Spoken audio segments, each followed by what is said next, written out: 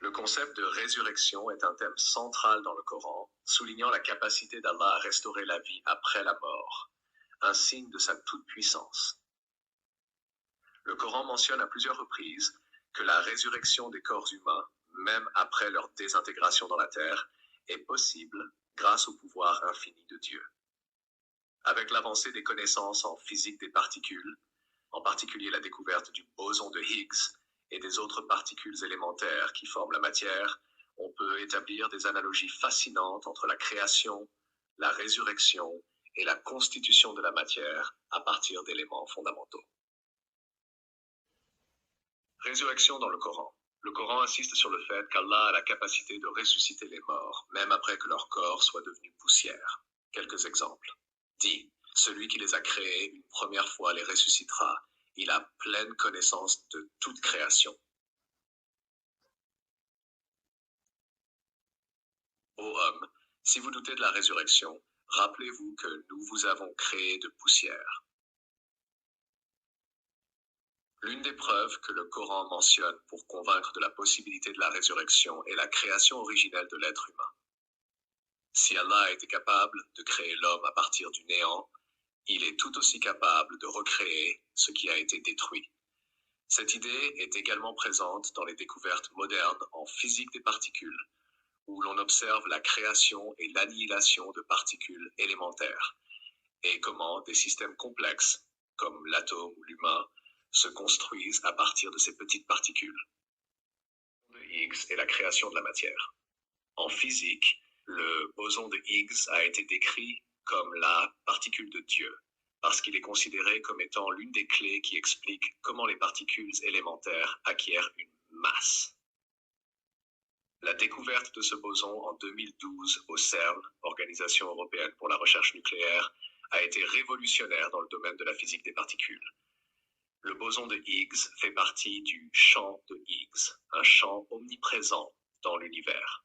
Et lorsqu'une particule interagit avec ce champ, elle acquiert de la masse, devenant ainsi tangible et formant la matière. Sans cette interaction, les particules n'auraient pas de masse et, par conséquent, il n'y aurait pas de matière sous une forme que nous connaissons. Cette interaction fondamentale peut être vue comme une illustration de la façon dont quelque chose, la matière, peut émerger de l'invisible ou du non matériel. Shash, analogie entre la résurrection et la physique des particules.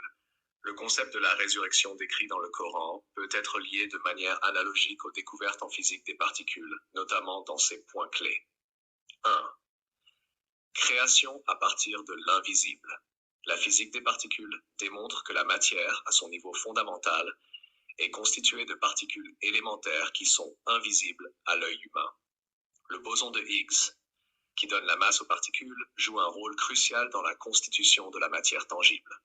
Cela pourrait être comparé à la capacité divine de faire émerger la vie ou la matière à partir de l'invisible, comme l'indique le Coran en mentionnant que l'homme a été créé à partir de poussière.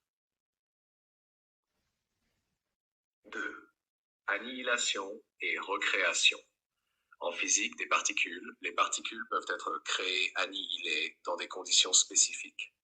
Cela rappelle l'idée coranique selon laquelle les êtres humains peuvent être réduits à la poussière, détruits et ensuite recréés au jour du jugement, car les mêmes particules qui composent le corps humain peuvent être rassemblées par la volonté divine pour reformer l'individu. 3. Omniprésence du champ de Higgs et la puissance divine. Le champ de Higgs est omniprésent dans l'univers, donnant de la masse aux particules partout où elles interagissent avec lui.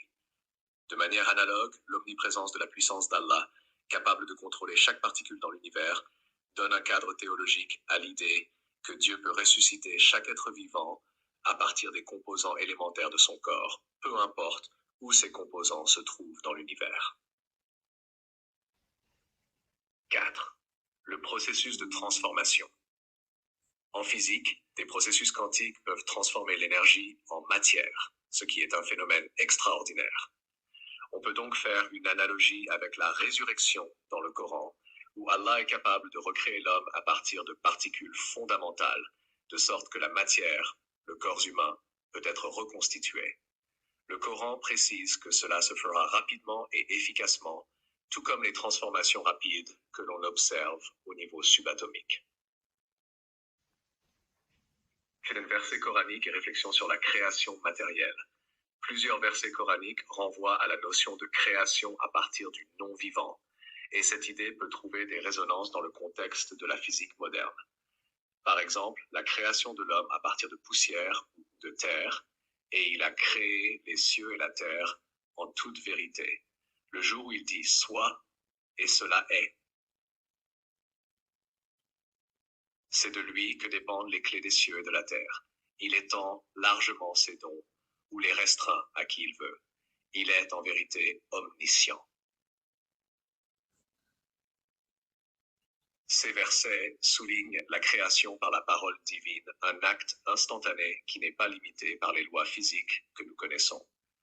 De la même manière, en physique quantique, des événements tels que la téléportation de particules ou la création et destruction de matière montrent des processus qui échappent à la logique classique.